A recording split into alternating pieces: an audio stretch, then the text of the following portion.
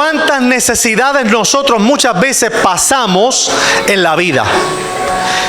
¿Cuántas situaciones muchas veces pasamos a través de los años que requieren que desarrollemos algo que se llama resistencia? Resistencia. Si usted le pregunta a un atleta, alguien que se dedica a la pista y campo, a los que corre, como David corre, si le pregunta qué es resistencia, ellos le pueden decir, bueno, es la capacidad que tiene el cuerpo para adaptarse a cierta distancia, al clima, a las condiciones del ambiente y al propio cuerpo para mantenerse en una carrera y llegar a la meta. Es un proceso que requiere adaptarse. Y cuando hablamos de adaptarnos, quiere decir que vamos a pasar por una serie de procesos y cambios, que muchos de esos cambios son dolorosos. Hay procesos que son satisfactorios, que son buenos, pero hay otros que son muy dolorosos. En las ciencias sociales se habla mucho de la resiliencia. La resiliencia es una palabra que sacaron de la ingeniería y de la física. Resiliencia es una palabra que se utilizaba en la ingeniería para decir sobre un metal que le aplicaban un calor intenso. Le aplicaban una mecha de fuego intensa y ese metal se doblaba. Pero tan pronto el metal, le retiraban el calor y el metal se enfriaba, el metal volvía a retomar su posición original. A eso en la ingeniería se le llama resiliencia.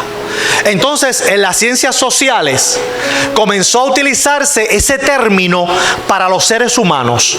Por ejemplo, cuando hay un niño que se cría en un ambiente donde hay alcoholismo, sus padres son alcohólicos, donde hay drogadicción, donde hay un ambiente bien negativo y totalmente tóxico y hasta nocivo para él, ese niño va creciendo, pero cuando se hace adulto se vuelve una persona de bien, se vuelve un profesional o se vuelve una persona que hace el bien a la sociedad.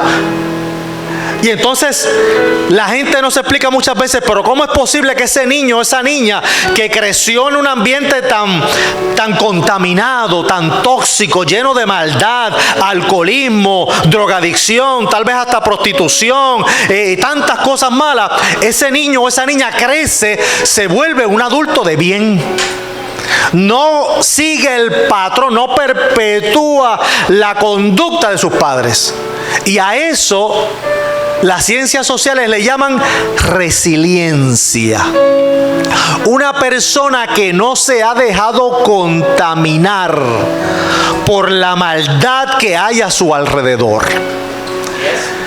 El apóstol Pablo, aquí expresando todo lo puedo en Cristo que me fortalece, él no está haciendo una expresión de empoderamiento en el sentido de que hay personas que utilizan esa frase para decir, bueno, todo lo puedo en Cristo que me fortalece, todo lo que yo me proponga, todo lo que yo quiera lograr, todo lo que yo quiera hacer, eso lo voy a hacer, lo voy a lograr porque todo lo puedo en Cristo que me fortalece. Pero Pablo no se está refiriendo a ese tipo de empoderamiento.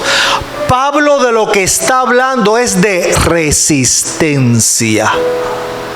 Porque en los versos anteriores, por eso leí el verso 12, en los versos anteriores Pablo está diciendo, mira, a través del caminar del evangelio yo he pasado por tantas experiencias negativas, tantas cosas que me han marcado, tantas cosas que me han lastimado. En la vida yo he sufrido, yo he derramado lágrimas, en la vida me han lastimado, han tratado de matarme, han tratado de acabar con mi vida y todo eso lo he superado.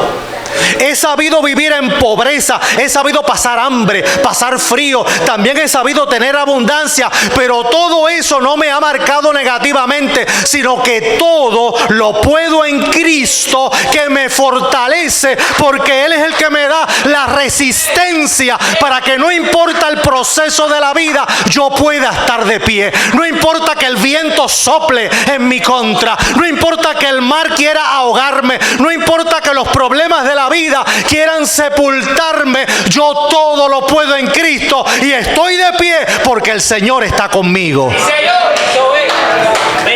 A eso es que el apóstol Pablo se refiere. Él está hablando de resistencia.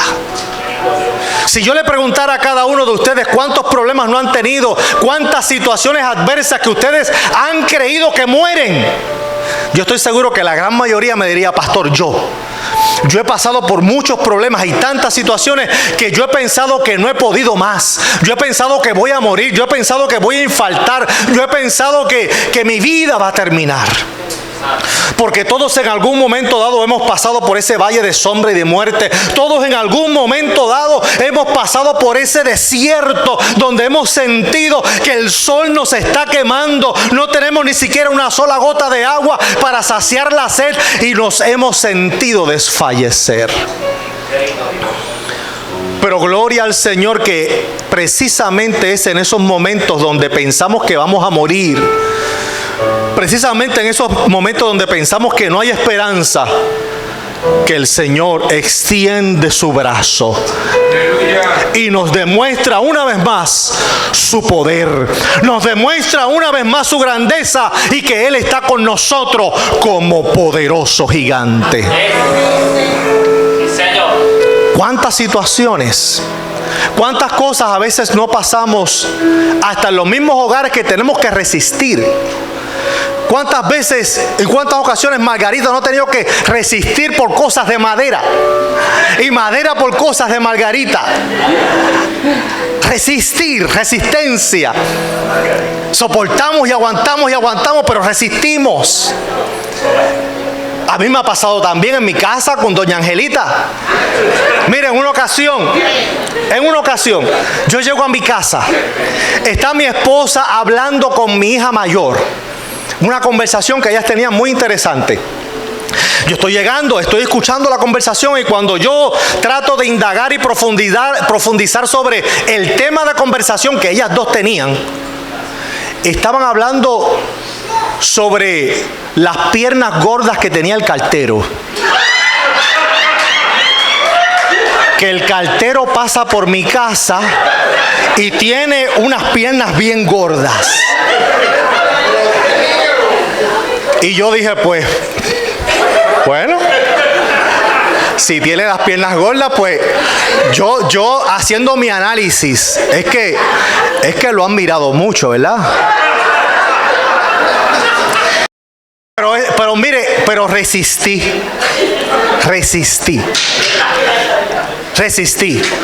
Pasaron un par de semanas, salgo de aquí de la iglesia un domingo. No, era un sábado. Salgo de aquí de la iglesia, había una actividad un sábado, aquí en la iglesia una actividad. Y mi esposa salió con algunos bizcochos que había comprado, no sé si fue a Shael o a Yaslin, salió con algo. Algunos dulces que había comprado, ella siempre, ¿verdad? Cuando alguien vende algo, ella coopera y compra, si son bizcochos, pues ella compra 4 y 5 y yo llego primero a mi casa y mi esposa llega después con los bizcochos que había comprado y me dice, mira, compré 5 bizcochos. ¡Qué bueno! Pero traje más que 4.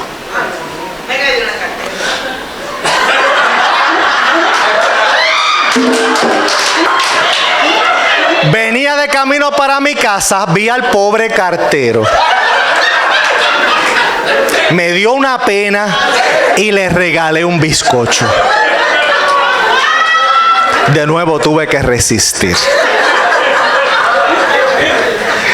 Pero ¿sabe que Dios es tan bueno y tan bueno?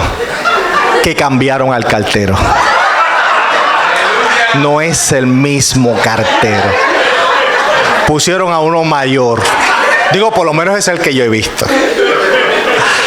Pero lo que le quiero decir, mis amados, es que muchas veces pasamos por tantas situaciones que a veces tenemos que resistir. Yo le hago la historia verídica de forma jocosa, pero muchas veces en la vida tenemos que pasar por tantas situaciones fuertes que nos toca derramar lágrimas, que sentimos que nos aprietan el corazón, que a veces sentimos morir, pero es precisamente en esos momentos donde Dios nos demuestra su gloria.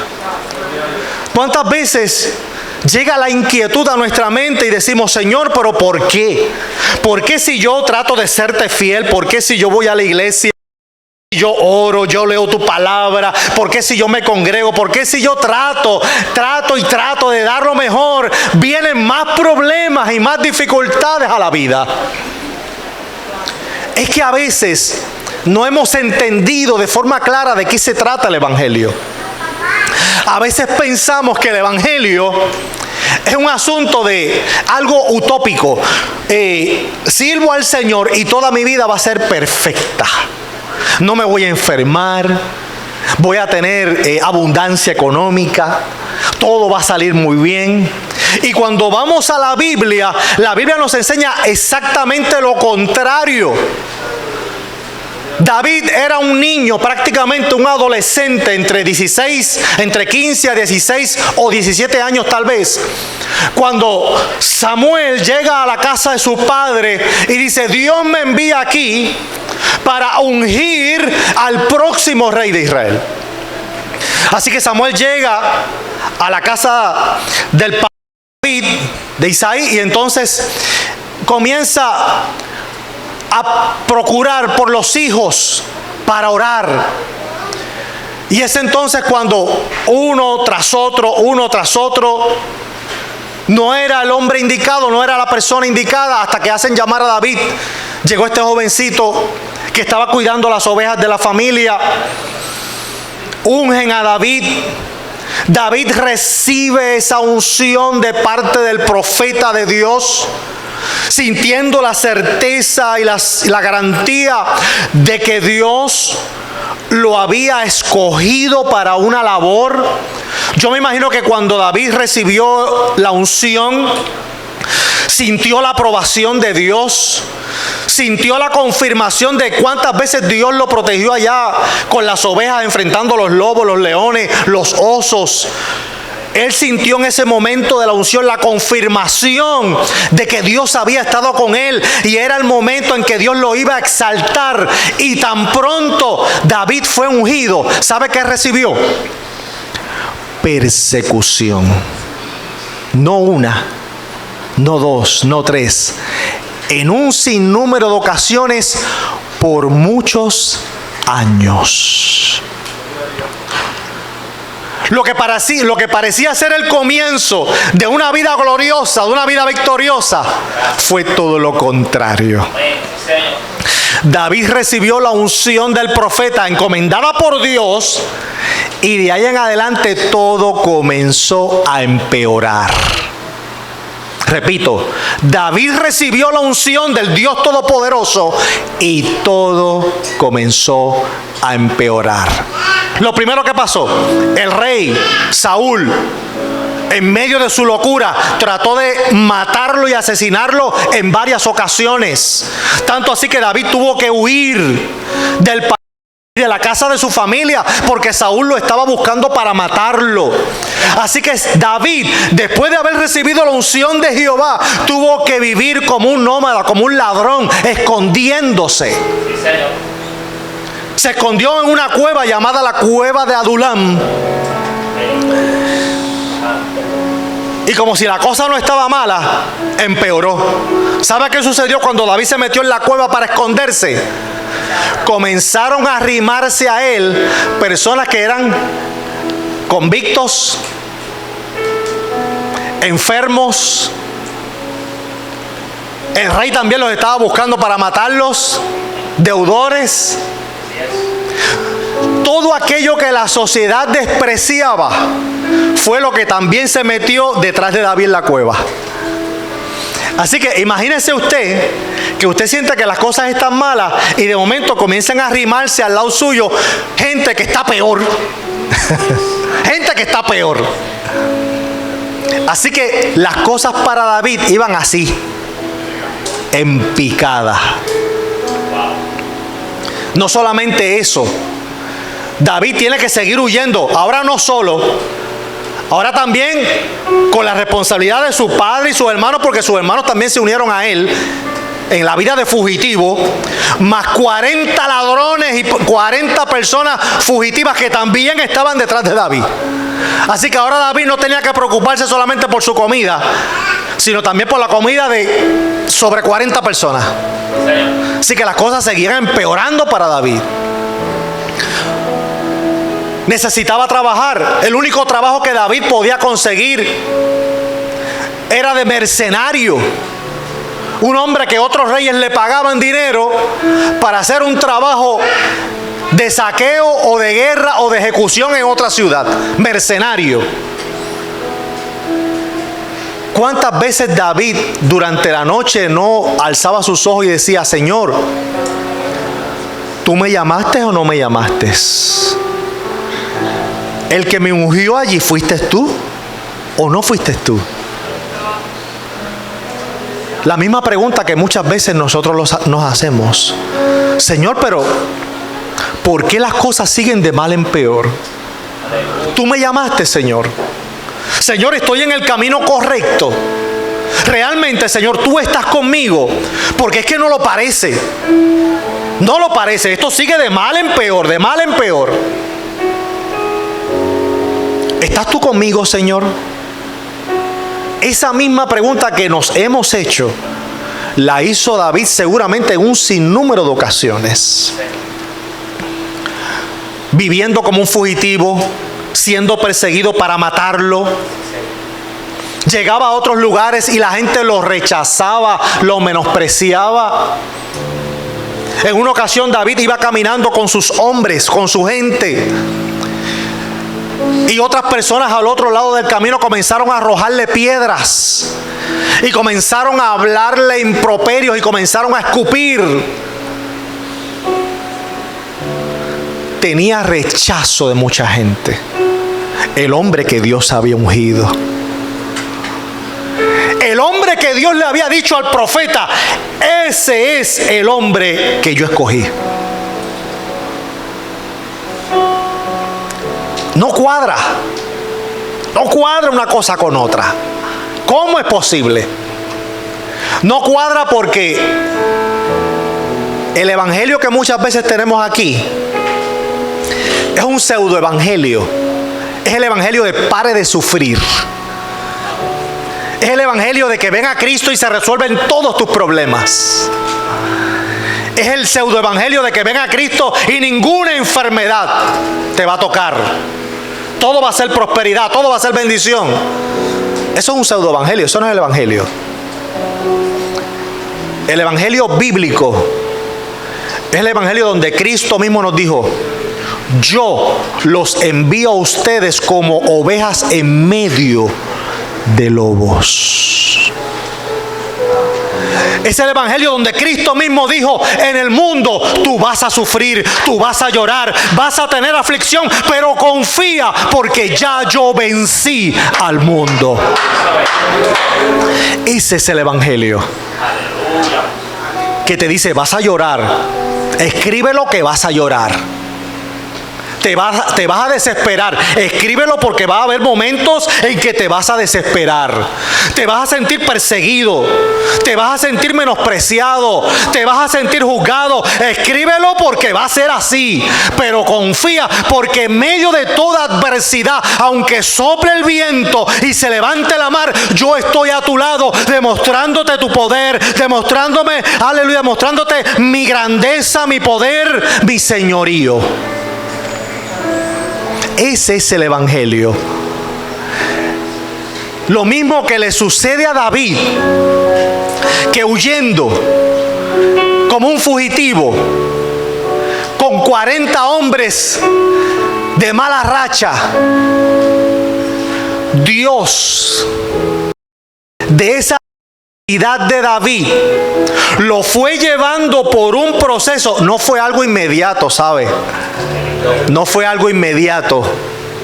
Porque hasta que llegó el momento que el rey David tuvo la corona de Israel sobre su cabeza, pasaron años. Así que fue un proceso de años.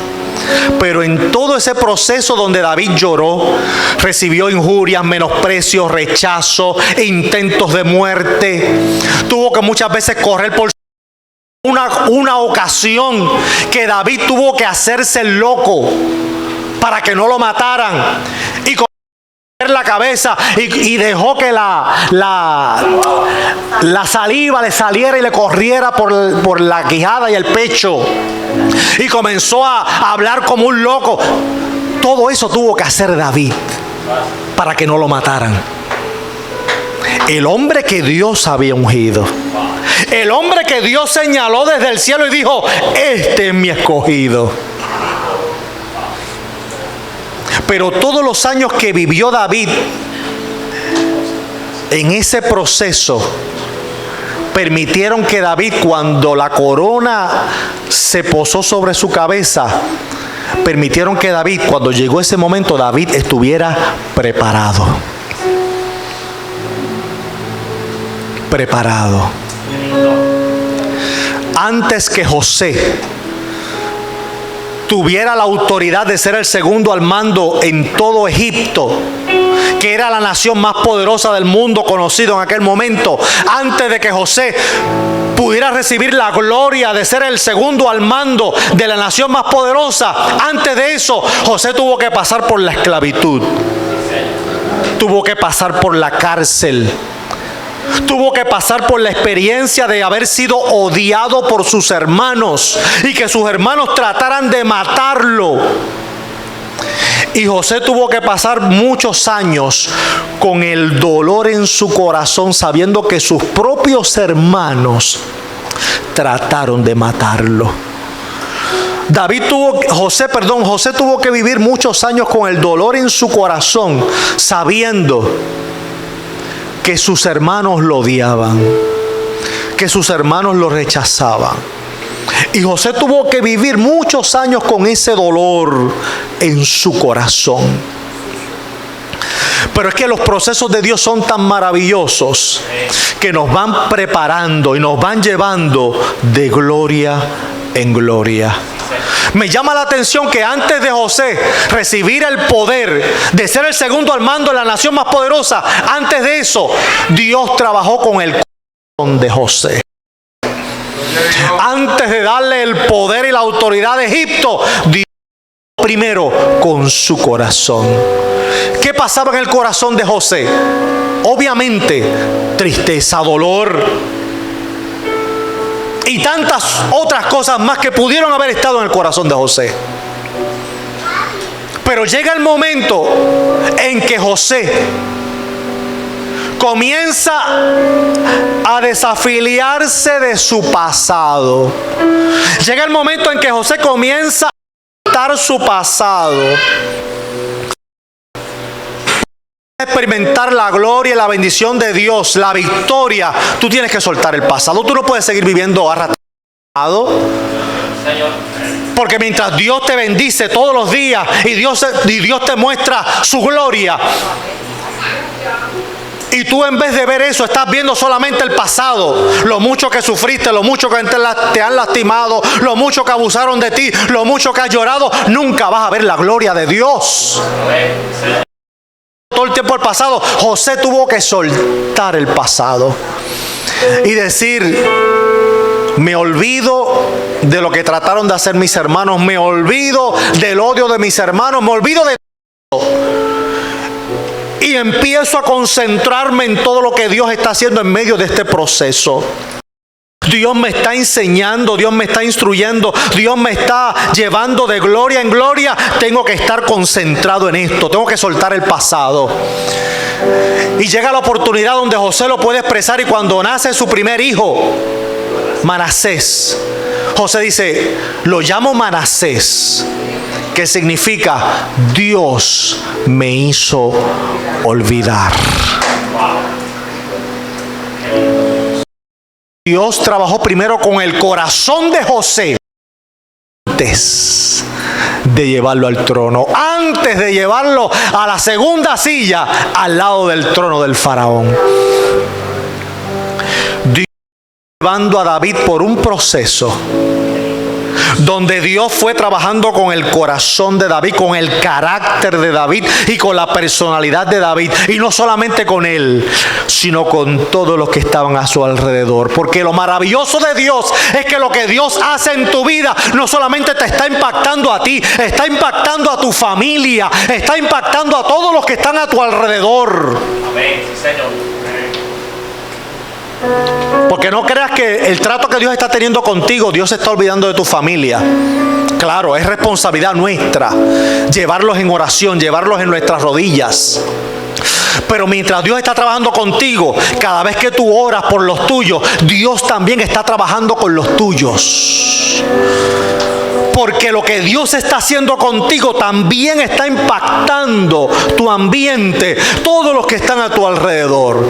Así que no solamente Dios estaba trabajando con el carácter de David y con la personalidad de David, Dios estaba trabajando con aquellos 40 hombres y con los hermanos de David que venían con él y con su padre. ¿Y sabe qué sucedió? Llegó el momento en que esos 40 hombres que andaban con David se volvieron los hombres más valientes y más aguerridos que había en todo Israel y en todas las naciones de alrededor. Tanto así que David, dentro de aquellos 40 hombres, David era el único capaces de enfrentar a leones a mano pelada. David era el único que tenía hombres en esos 40 ahí que eran capaces de enfrentar casi a un ejército solamente con una lanza. Dentro de esos 40 hombres, Dios levantó un ejército tan y tan poderoso que en la historia de Israel jamás ha habido hombres como aquellos. Hombres que Dios levanta del derrotero, hombres que Dios levanta del suelo, hombres que Dios levanta del rechazo, hombres que Dios levanta de donde la gente dice: esto no sirve, esto no vale nada, esto no sirve para nada. Dios lo convierte en algo valioso. En una ocasión hubo una conversación muy interesante entre un carbón y un diamante. Usted sabe que, y si no lo sabe, búsquelo por ahí después, googleelo, pero cuando salga del culto, ¿sabe? No se entretenga mucho con el celular ahora, no se entretenga con el celular, punto. El diamante es uno de los minerales más resistentes en el planeta. Tanto así que para romper un diamante tiene que romperse con otro diamante. No se puede romper un diamante con otro objeto, ni con otra sustancia, ni con otro material. Para romper un diamante tiene que ser con otro diamante. Así de resistente es el diamante. Por eso es que son tan costosos, tan valiosos, ¿verdad? Porque es uno de los materiales más resistentes de la tierra y son hermosos cuando se logran pulir bien y se ven todas sus caras. Y el carbón estaba teniendo esta conversación con el diamante, y era que el diamante, un diamante hermoso, precioso, le estaba diciendo a un negro carbón: tú tan feo, tan sucio, tan maloliente, que nadie te quiere para nada, solamente para hacer fuego y para cocinar y para hacer unas cosas, porque tú no sirves para nada más. ¿Cómo es posible que yo, siendo un diamante bien pulido, hermoso, con todas mis caras, tenga que estar aquí al lado tuyo perdiendo el tiempo? Algo tan sucio, tan despreciable como tú. Y el carbón, escuchando el diamante, el carbón le dice: permíteme hablar, diamante. Sí, tú eres mucho más hermoso que yo. Tú eres mucho más reluciente que yo. Tú brillas. Tú resplandeces. Yo soy opaco y sucio. Pero quiero decirte que antes que tú fueras un diamante, primero fuiste un negro carbón. Para que tú llegaras a ser diamante, primero tenías que ser un negro carbón. Y con el paso del tiempo, a intensas temperaturas bajo la tierra, con un fuego intenso y con altas temperaturas, después de miles de años te convertiste en lo que eres ahora. Pero eres ahora porque pasaste por todo un proceso a través del tiempo que te ha convertido en un hermoso diamante. Así que tú me rechazas ahora por ser un carbón, pero tú, antes de ser diamante, primero fuiste un carbón.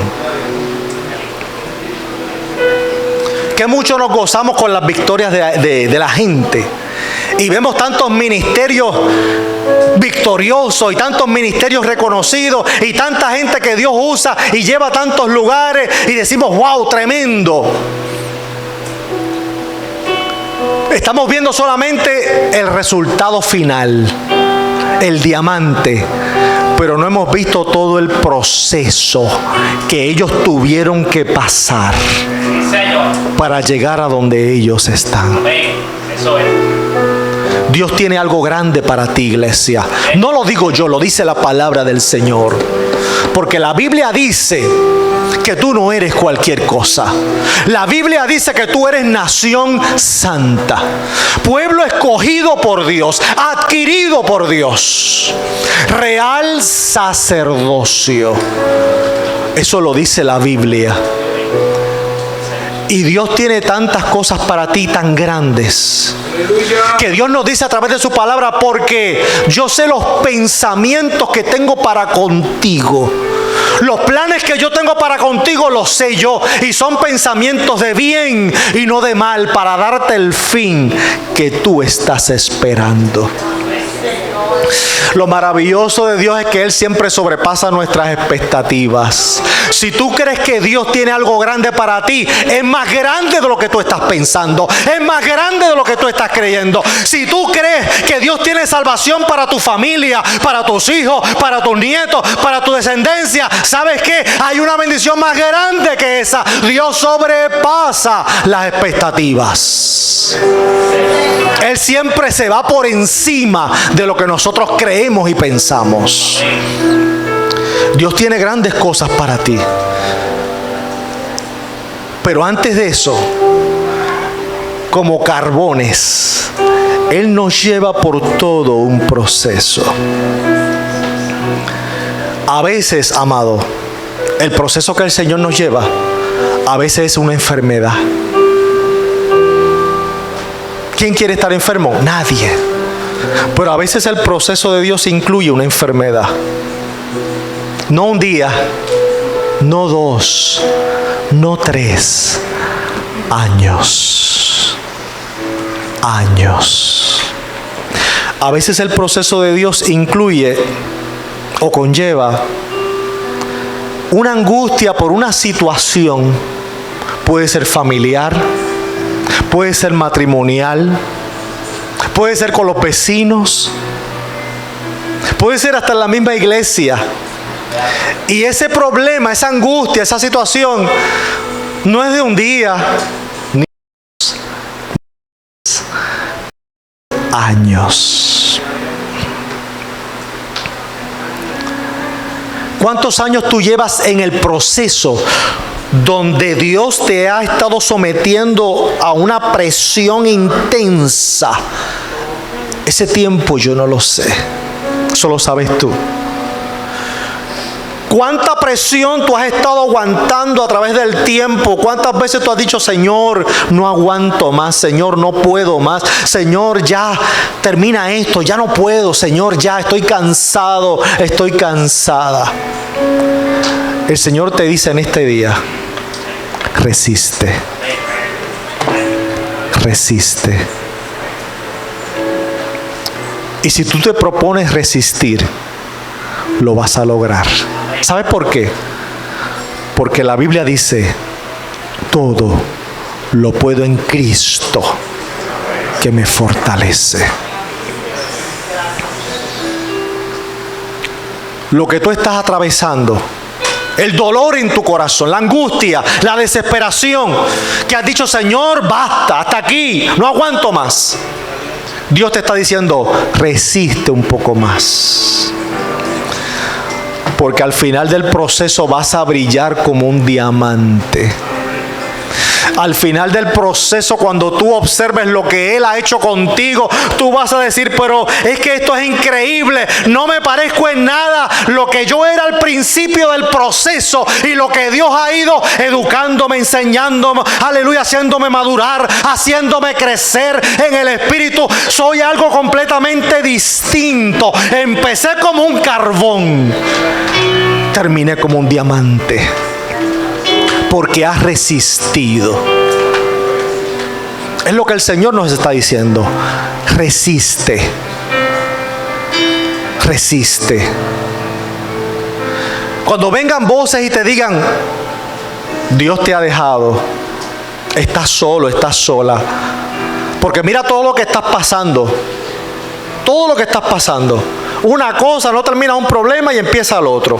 Y no ha acabado uno y empieza el otro. Y no termina uno y empieza el otro. Y vienen las voces de las tinieblas y te dicen, olvídate que ya Él te abandonó. Ya Dios te ha desechado. Olvídate que ya Dios cambió su mirada. Olvídate que Dios no te ama, que no te tiene en cuenta. Mentira. Dios está contigo en medio del proceso porque Él te está puliendo. Él te está llevando de gloria en gloria, de escalón en escalón, para terminar el proceso en tu vida. Pero nos toca a nosotros resistir. Termino con esto. En una ocasión había un matrimonio en una tienda de antigüedades buscando una taza para el té. Parece que eran ingleses, porque si eran boricuas eran buscando una taza para el café. Pero estos están buscando una taza para el té. Así que ellos, buscando en la tienda de antigüedades, de momento vieron una taza hermosa, algo fino, con unos colores sorprendentes. Y el hombre toma la taza y dice, esta es la taza que yo estoy buscando. Algo fino, hermoso. Nunca había visto una taza como esta. De momento la taza comenzó a hablarle. Parece que le hacía falta el té. Y la taza comenzó a hablarle. Y la taza le dice, ¿me encuentras hermosa? Y el hombre, como, ¿verdad? Yo me imagino mirando a los lados y dice, espérate, déjame seguirle la corriente a la taza. Sí, estás bien hermosa, estás bien bonita. Pues yo no era así, le dice la taza, yo no era así. Yo era una pelota de barro. Y cuando el que me dio forma me colocó en un lugar a dar vueltas, yo le dije, déjame quieta. No me toques, no me molestes, eso me duele. Pero él siguió dándome forma. Estaba ya mareada, dando tanta vuelta y decía, para, deja de dar vuelta, déjame quieta. Y el que me dio forma seguía dándome vuelta. Hasta que me dio una forma como él quiso. Y cuando yo por fin pensé que ahora voy a descansar, ahora voy a estar tranquila, el que me formó comenzó a darme color, a pintarme. Y me dio unos colores extraordinarios. Nunca había visto unos colores como ese. Y yo dije, por fin, acabó conmigo. Terminó. Después que me pintó, me metió al horno.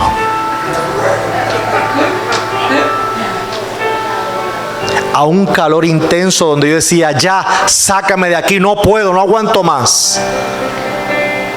Me sacó. Y yo dije, por fin, ya terminó conmigo. Comenzó a incrustar unos adornos a mi alrededor. Y dije, gracias, porque ya acabó mi martirio. Y volvió nuevamente y me metió al horno. Hasta que acabó su obra. Me ves aquí en tus manos hermosa, pero yo no era así. Para yo estar en tus manos así de hermosa me costó mucho dolor y mucho sufrimiento. Es lo que Dios hace muchas veces con nosotros. Él permite permite que pasemos por unos procesos muchas veces muy dolorosos y difíciles. Y lo único que Él espera es que resistamos. Así que ahora, cuando sientas ese deseo de decir: Señor, ya no aguanto, ya no puedo, Señor, vamos a decir: todo lo puedo en Cristo que me fortalece. Padre, te doy gracias. Gracias por tu palabra.